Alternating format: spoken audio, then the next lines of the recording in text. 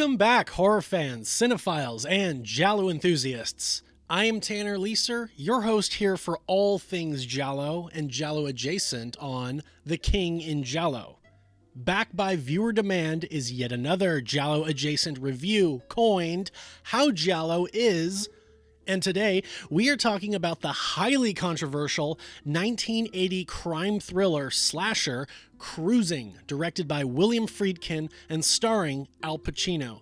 If you are new here, I cover Giallo films and Giallo-type content here on YouTube, usually in the form of deep dive overviews of the film and its production, and then do comprehensive reviews of the film's plot as I tally cliches I observe, which are seen in most of these Giallo films. I have a video listing these cliches and tens of videos of the tallying being done in action. This is called the GialliTally. I will preface this video, like the Friday the 13th one, by reminding you all that this film, Cruising, is not a Giallo. Not exactly. But for the sake of this video, I will be reviewing it as if it is. Let's get right to it and see how cliched this movie is compared to the other Giallo films we've seen in the tally so far. Here is How Giallo Is Cruising. Cruising is a 1980 film adaptation of the novel by the same name, written by Gerald Walker. The movie was written for the screen and also directed by William Friedkin, a director who is arguably best known for The Exorcist, 1973. The film's music score is composed by both Jack Nitzsche and the punk rock band The Germs. The cast is comprised of Al Pacino as Detective Steve Burns / John Forbes, Paul Sorvino as Captain Edelson, Karen Allen as Nancy Gates, Richard Cox as Stuart Richards, Don Scardino as Ted Bailey, and Joe Spinell as Patrolman DeSimone.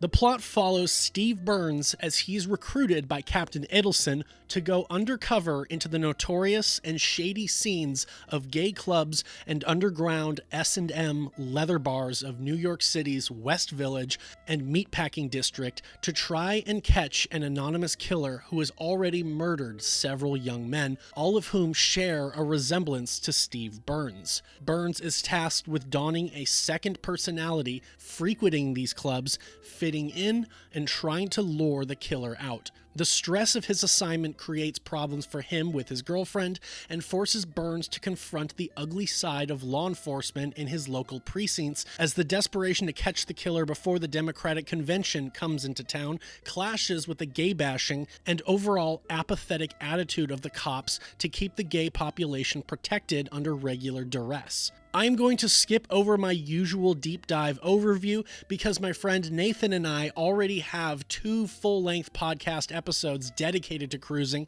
as part of our Giallo adjacent podcast, which can be found in full on my Patreon for The King in Giallo. Also, I have covered the original book in its entirety on my Patreon as the first book for my Giallo Reads videos. But I digress. On to the review. Spoilers ahead for those of you who haven't yet seen the film.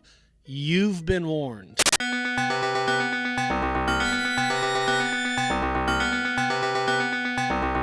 My prediction for the movie's GialliTally score. I am very familiar with this film as I have seen it several times in the recent months.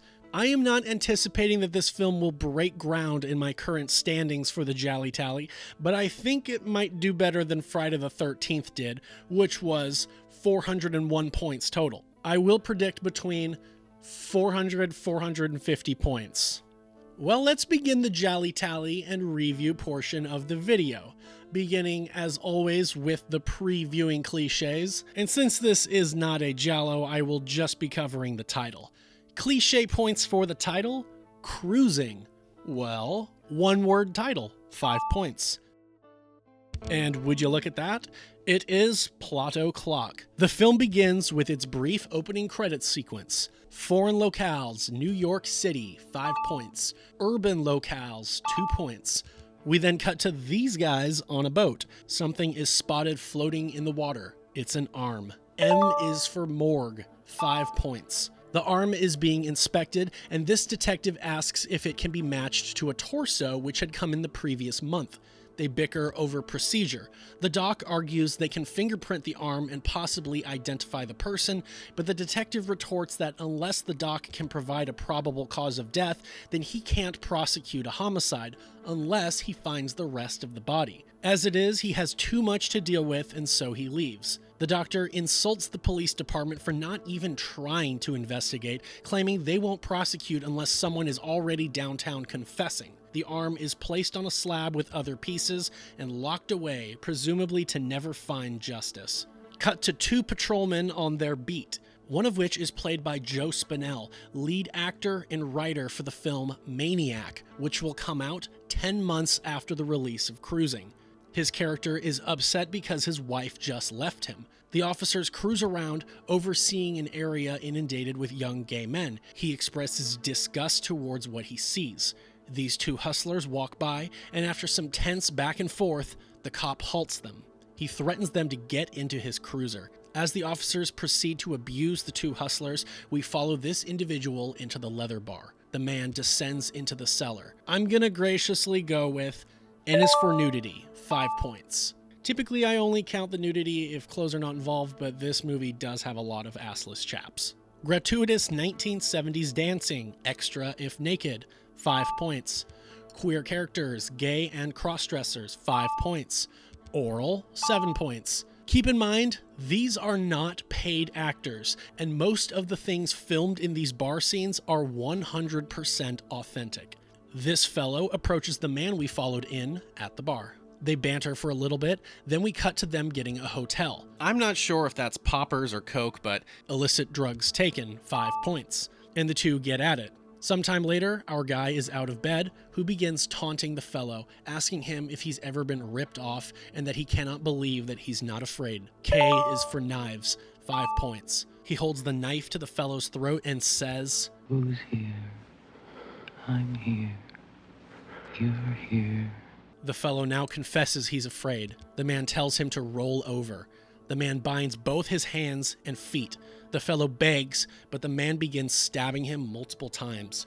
You made me do that. Extra points for N is for nudity for a victim being nude during a kill scene. 5 points. Extra points for M is for morgue for the morgue being visited more than once. 5 more points. A doctor talks over the body of the fellow and tells this detective the circumstances and one crucial piece of evidence. The semen they found does not contain any sperm. The killer is shooting blanks. Odd clue, 5 points. The doctor can also determine the killer is likely right-handed. Cut to one of the hustlers from the night before, identifying pictures of men. Which ones don't come around anymore, that type of thing. This is Da Vinci. They're told that a professor who was murdered was introduced to another hustler by them, which they admit is possible. They ask to speak to the police captain in private, where they tell him about the harassment and assault perpetrated by cops the other night who belong to the 6th precinct. But unless badge numbers can be provided, the captain won't look into it, and he kicks Da Vinci out. Hey, someone playing chess. That's one of those Giallo cliches, sorta. Steve Burns comes in and sits. All he knows is something about a special assignment. Before Captain Edelson proceeds with his interview to see if Burns is right for the job, he asks him point blank, essentially if he's ever done things with other men. Burns says no and assumes he's not right for the job. Edelson has Burns look at the board showing the murdered professor and the fellow from earlier. The 2 victims look similar to Burns. Edelson offers him the job of going undercover to attract the killer since he bears a resemblance to all the victims. It can be assumed that the killer has a specific victim type. The victims were frequents of heavy leather bars, and so Burns will have to pose as a gay man cruising the S&M bar scene of New York. He'll go in with no gun and no badge, will be paid once a month, and will receive a phone call telling him where to collect his money. And he will only report to Edelson directly. He accepts. Cut to Burns with his girlfriend, Nancy. He tells her that he cannot talk about his assignment and that he doesn't know how long he will be gone or even if he'll be in any danger, but he assumes he will. She asks him why he would do it, and he explains that it will fast-track his status at the police station to become a shielded officer. Nancy mentions that Steve's father called earlier. She repeats his desire to receive a gold shield, aka become a detective, then says she didn't know he was so ambitious, leading him to say, "There's a lot about me you don't know." Steve arrives at his new apartment and unpacks. Inside the closet, he finds a collection of gay magazines. He takes them out to the trash and meets his neighbor. This is Ted. Steve introduces himself as John Forbes, his new alter ego. L is for lies, 5 points. Moving forward, I will use the name John and Steve interchangeably. They go out to catch some coffee. During their walk, Ted tells John that he's a struggling writer. After some chit-chat, Ted brings up the murders, which the newspaper has printed as Homo Killer. Ted expresses his distrust of the police and mentions the professor found killed in his apartment, found in 10 pieces. Night 1 of John Forbes cruising. U is for undercover, extra points for the detective being undercover, 10 points. He enters a bar, but because of his pedestrian way of dressing, he sticks out to all the other patrons who are more clad in leather. As he walks along the sidewalks, he notices the colored handkerchiefs in some people's pockets. First person POV, 5 points. In a shop, he shows an interest in the handkerchiefs on display, and the shopkeep enlightens him to the coded meaning behind the colors. Well, light blue hank in your left back pocket means you want a job. Right pocket means you give one. Green one left side says you're a hustler, right side you're a buyer. Yellow one left side means you give shower, right side you receive. Red one means... Brief cut to John putting on some makeup as he prepares to go out. Another night, we see more things I can't show. A number of men walk up and inspect John, one of whom is the abusive cop we saw earlier. Someone wearing a yellow hanky notices the yellow one John has in his pocket and approaches him. He asks if he is into water sports, and John says no, he just likes to watch. The man orders him to not have that hanky in his pocket, to take it out. Cut to John at home, working out. Cut again to John out at the clubs another night. Someone approaches John and fondles him. Cut to John outside at the park under a bridge.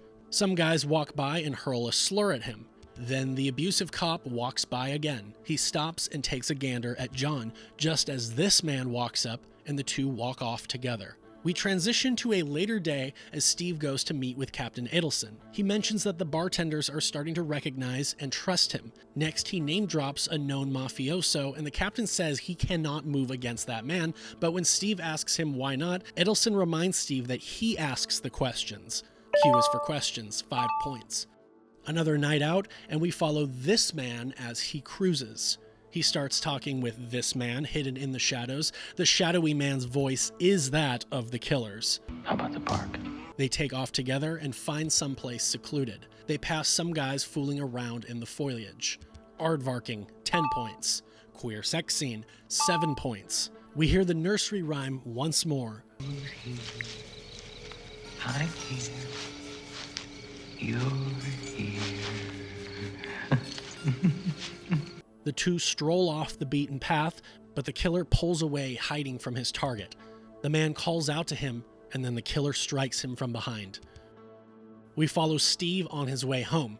He makes love to Nancy. The next morning, he showers her with affection. Cut again to Steve as John walking along with Teddy. Ted tells him that his roommate and boyfriend, Gregory, returned last night. He says that Greg told him that it's Teddy's turn to work, so he needs to put his playwriting on hold and earn, while Greg now takes some time to himself and suntans on the beach. He continues to lament his situation, stating that he's seething and doesn't know what he'll do. There is a suggestive back and forth here where Ted tells John that the previous tenant Bobby used to get upset, storm out, and go hook up with a bunch of guys, and John asks Ted if he's at that point yet, then says he wishes he could do something for Ted. Another night of John hitting the bars. He walks into one of his familiar places, but finds everybody inside is dressed as a cop, except for him. John is confronted as to whether he is a cop, which he denies. They then ask him why he isn't dressed up for precinct night. John is forced to leave. A patron inside has their eye on John, and when he exits, the man follows him out. The man makes a proposition, but John tells the man not tonight and walks away. John is now with his girlfriend once again. They are in the throes of passionate lovemaking when suddenly Nancy, she goes, well, you know, and we hear the club music fade in and watch Steve, or should I say John's, pained expression. Next, we follow this fellow at his store. F is for fashion, extra points for a character working in fashion, 10 points. Later, the man attends a peep show. He notices a man watching him whom we know to be the killer. The two go into a secluded room, pop a quarter in, and watch a dirty movie. The target turns to the killer and begins to pleasure him. We see a brief flashback to the first victim we saw. The knife comes out. Extra points for K's for knives for the blade reflecting the light. 5 more points. He stabs the man to death. The killer wipes the blood off, puts another coin in, and exits. John comes home and hears his neighbors fighting. Y is for yelling. 5 points. John tries to relax, but ends up leaving. We then watch as Captain Edelson meets with his boss. Edelson is informed of the current predicament. Gay groups are agitated and demanding that something be done. Edelson is told to clean things up before the Democratic Convention arrives in town or he'll be replaced. Z is for Zoom. 5 points. Exposition dumping. 2 points. Edelson leaves, then is informed by 2 of his detectives about the blood on the coin matching the victim, but not the fingerprints they lifted from it. Another night out cruising, John walks around this club, settles at the bar, and looks around. More things I absolutely cannot show. V is for voyeur. 5 points. John seems completely unfazed by what he sees. A scuffle breaks out by the pinball machines, and John asks the bartender about the aggressor sporting an eagle on his jacket. He tells him, Skip Lee. He's a dangerous guy. Stay away from him. This other man approaches John and asks him to dance, so they do. The dance goes on for a good deal. We momentarily cut back to the guys, doing the thing. I didn't count this as a flashback, but simply as us just cutting back to it. We watch as Skip Lee leaves the bar with another man. John/Steve is in an unmarked cop car pointing out his prospect to an officer. He tells the detective to check up on him. Da Vinci is approached by an undercover detective who asks about Skip Lee. Da Vinci informs what they know, then asks about whether Edelson has done anything about the 2 abusive cops from the 6th precinct. Then they mention some information about the murder in the Ramble the other night, that some friends overheard someone singing something like a nursery rhyme. Who's here? We're here. Something like that. The detective and his partner go to the steakhouse where Skip Lee is said to be employed. They see him working and make an important discovery. The steak knives appear to be a match to the stab wounds on all the recent victims. The doctor confirms this and says the knife is very likely the one used, as it seems to be a near match. He even relents that giving enough strength behind the blade, it could be used to sever limbs. Edelson meets to show Steve Burns the knife and warns him to keep an eye out for it. Now undercover as John Forbes again, he and Skip take a walk outside one of the many bars. They are tailed by the police, who watch them enter a motel and surveil their conversation. They have issues with the equipment working properly, and so they spring the trap lest they are too late. They rush upstairs, knock on the door, and burst inside. They find Burns tied up but unharmed. He asks what the hell they are doing here. In order to maintain Burns' undercover status, the cops are interrogating both of them. They press Skip, whom they accuse of attempting to murder John, but Skip says that he cruised him. A is for alibi, 5 points. John confirms that the hotel room was his, and he states he won't say another word to the police. Then this happens.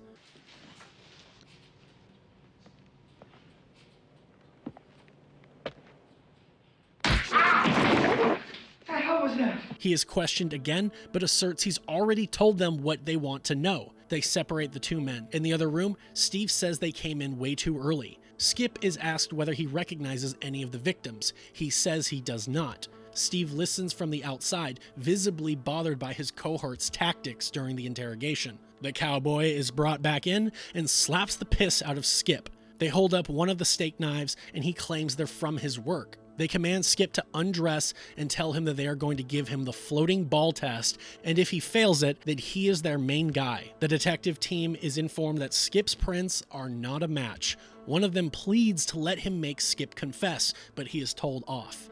Steve comes to see his girlfriend Nancy, but their encounter is rather awkward. He washes up, but is unable to tell her what the problem is. She claims that Steve isn't interested in her anymore, but he claims he's just tired, then admits his job is affecting him. She suggests that they take a break, and he agrees and walks out. Nancy tries to say something, but cannot. Steve is now meeting with Edelson. He expresses not only his displeasure at being roughed up by another officer, but how they mistreated Skip and all the homosexual men in general. He tells the captain that he didn't take the job just to gay bash. Lastly, he says that he doesn't think he can continue his undercover work as the requirements are starting to affect him. Edelson claims that they need him right now. As Steve leaves, Edelson hands him yearbook photos and asks him to identify any of the students of the murdered professor whom he might recognize from his undercover work. As he looks, he finds a man whom he recognizes from the bars. Steve calls the school to find out where that man lives. T is for telephone, 5 points. We follow the suspect as he goes for a jog, then arrives back home where he works out while chatting with this other boy. This is Stuart. Over the next several days, John follows Stuart as he walks to school, observes him while he works out at home, or when he sunbathes in the park. One day when Stuart is out, John breaks into his apartment. Art featured, 5 points. He finds family photos, studies-related clippings, a book by Carl Jung, but in the closet, John finds leatherware identical to what is worn in the clubs. He finds a box full of letters. As he peruses their contents, it becomes clear that these are all unsent letters to Stuart's father. Through a couple of them, we learn that Stuart was desperate to make his father proud of him, but also that he was struggling with his sanity and seeing a shadowy figure wherever he would go. John stalks Stuart on a bus and follows him as he gets off. Stuart arrives home, and after a minute, he notices his fan has been dislodged from the window, and as he peers outside, he locks eyes with John, who stares back at him, smiling. Stuart immediately runs to his closet and notices the letters in a state of disarray. Cut to Stuart taking a walk in the park. He sees an older man and sits down on the bench with him. He addresses the man as father and asks to speak with him. H is for hallucinations, 5 points. As Stuart talks, we see a couple flashbacks to earlier killings. He apologizes to his father and swears he has tried to do everything his father has wanted. His father, using the same voice as the killer, says, You know what you have to do. Stuart simmers with this at home. He gets up, grabs his leather boots, and withdraws one of the steak knives from inside. Cut to John at his apartment. He knocks on Ted's door. Greg answers. He inquires about Ted, but this causes Greg to become defensive. Apparently, he knows of John. Well, that goes both ways. Obviously, John knows about Greg. Ted is out working, which Greg says is good for him because it means he doesn't get involved and implies something. John claims to not understand and leaves, but Greg makes it plain and clear. He says Ted is too sensitive to have too many involvements, and they learned that with the previous tenant, but he suggests that John is the same stock as the previous tenant, Bobby, whom Greg calls trash. John turns around to confront Greg, who hides inside. John starts beating down the door, but Greg threatens to call the police, and so he stops. Greg is inside, stressed, and after a moment, he foolishly unlocks the door to check the hall, but John bursts inside and the two have a scuffle. The two break apart momentarily, but John advances and Greg is forced to grab a knife and hold it forward in defense. John backs out of the apartment and we cut to him walking down the street. John takes a bus, walks further along, then buzzes outside the apartment of Stuart Richards. John sees Stuart through the window, dressed in leather. They see each other, and so Stuart departs to presumably meet John outside. E is for eyeballs, 5 points. The two walk into the park. John follows Stuart. Stuart finds a park bench, sits, and waits. Almost immediately, John walks up, passes him, and sits on the other bench. Stuart lights up a cigarette, so does John, but he doesn't have a light, and so he walks over and inquires Stuart, who obliges. They smoke for a moment, then toss their cigs in the distance. John toys with Stuart, takes his hat, and repeats the nursery rhyme.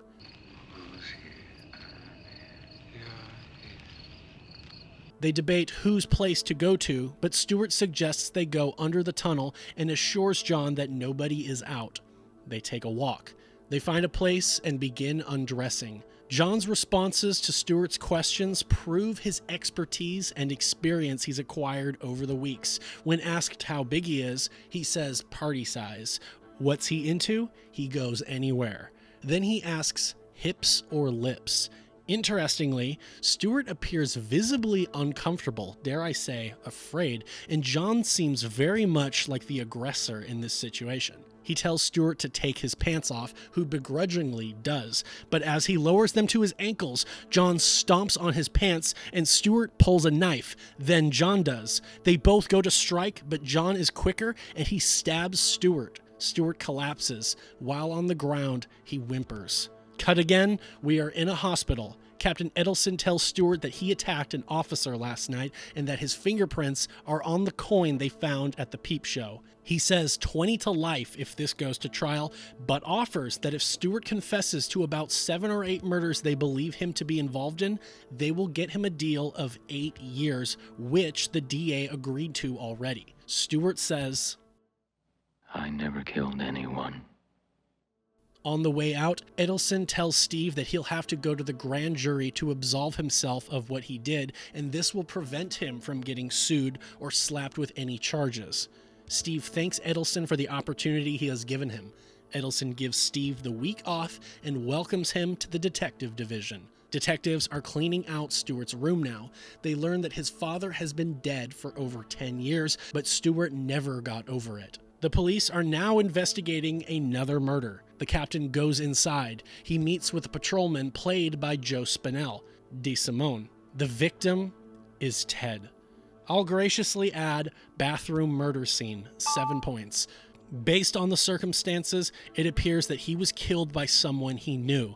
The weapon was a kitchen knife. DeSimone believes it to be a lover's quarrel with his roommate. Edelson reads the name, DeSimone, and states that he's in the 6th precinct, which the patrolman confirms, and Edelson now knows that this is the abusive cop that Da Vinci was speaking out against. Next, DeSimone tells Edelson that the neighbor's name is John Forbes, and the landlady says he hasn't been around for several days. Edelson again realizes that this apartment is where Detective Steve Burns was living while on assignment.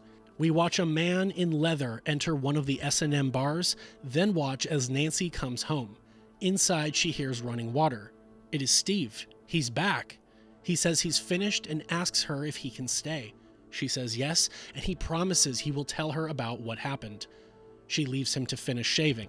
She puts on some music, and while she waits, she tries on John Forbes' leather attire. The last thing we see of Steve, or John, is him looking into the camera as we transition to the bay overlooking the city. Quickly add O is for obsession, extra points for the killer or the sleuth being obsessed, 10 points. And S is for secrets for Steve Burns having to keep his assignment a secret from his girlfriend, 5 points. I am going to briefly point out a selection of cliches which I won't be awarding the movie, but first I want to explain that William Friedkin intentionally has it so we do not know definitively who the killer is. Despite Stewart's print being on the coin, the ending is intentionally ambiguous as to whether he was the killer the entire time, or if John Forbes becomes a killer, or if there are a series of killers who keep killing the previous killer, which is also suggested because the killer we see is always played by a new actor, who then murders a character played by the actor who was just playing the killer in the previous scene. Because of the film's intentional ambiguity, I won't be awarding hidden identity of the killer until the final moments, because we just don't know.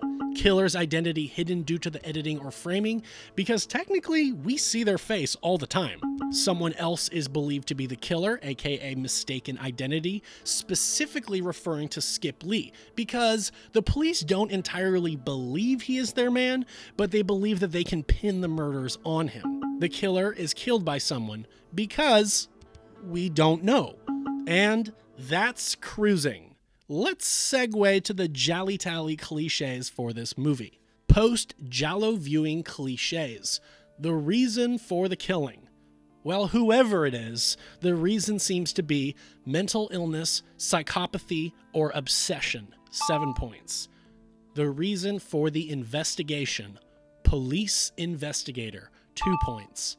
Bonus points. The style bonus. Considering this is not a Giallo film, the movie doesn't have a lot of stylistic ties to the genre. The zooms are slow and contemplative, not crash zooms, which are a staple in Italian genre films. The clubs have some interesting lighting, but never lean hard into the cliched colored lighting of giallo cinema. During a couple of the murders, there are quick cuts to close-up clips of pornography, which has strong implications. The truth is, Cruising is a crime thriller, released 3 months prior to Friday the 13th, but about 15 to 16 months after Halloween. It's not even a slasher, which it's not trying to be, but slashers at least have some stylistic ties to giallo films. Cruising's style is good, but completely different. Out of a max of 25 points, I will give Cruising 5 points for its style bonus. Soundtrack.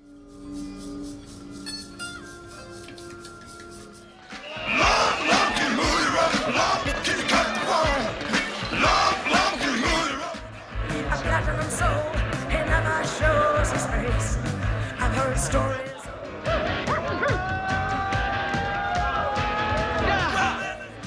You haven't.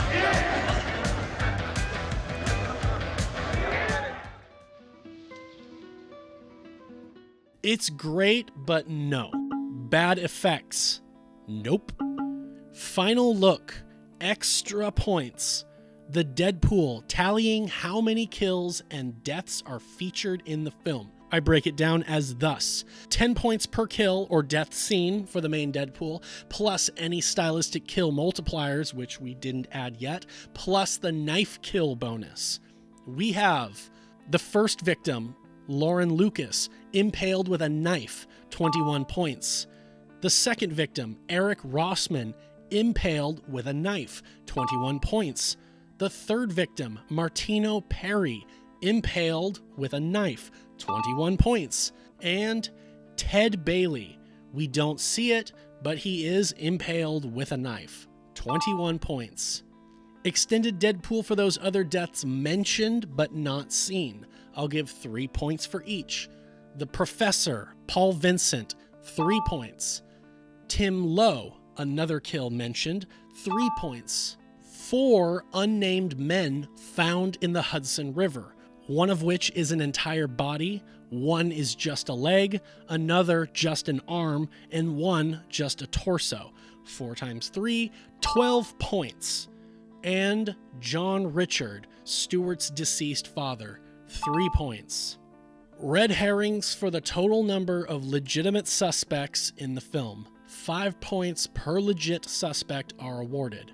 We have Patrolman DeSimone, Patrolman Desher, Skip Lee, John Forbes, Gregory, and Ted. I'll say there are more, but these are mostly no-name characters. 30 points. Flashback sequences, 5 points each. We have 1, 2, 3, and 4. 20 points. Nudity. I award 5 points for ass, 7 for breasts, and 10 for genitalia. We have... Oh, let me say quickly that there are mostly instances of assless chaps, and I decided to include these.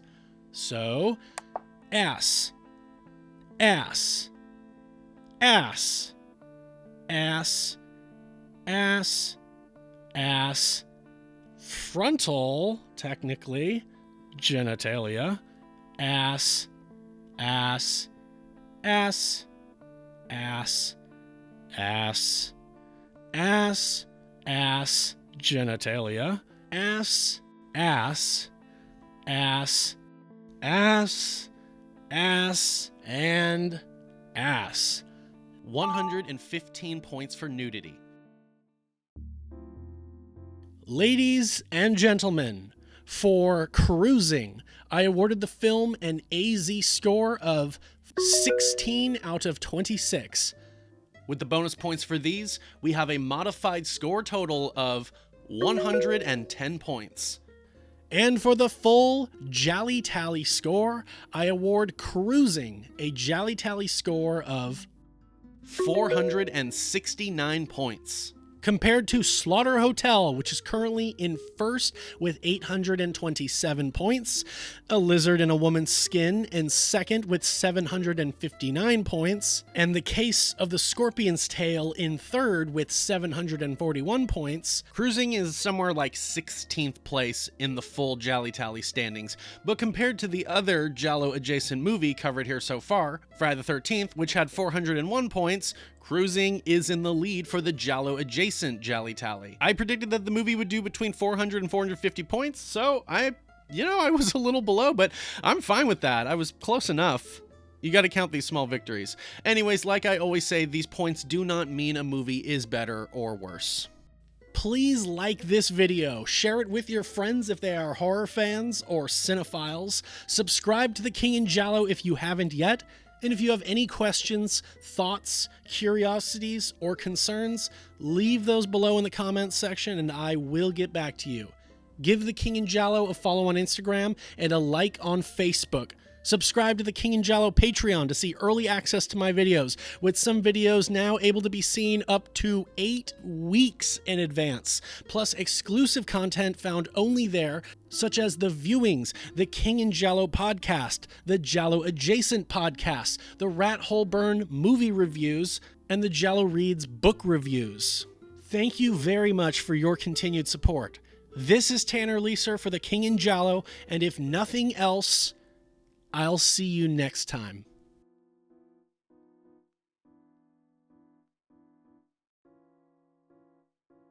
You really hit me, man.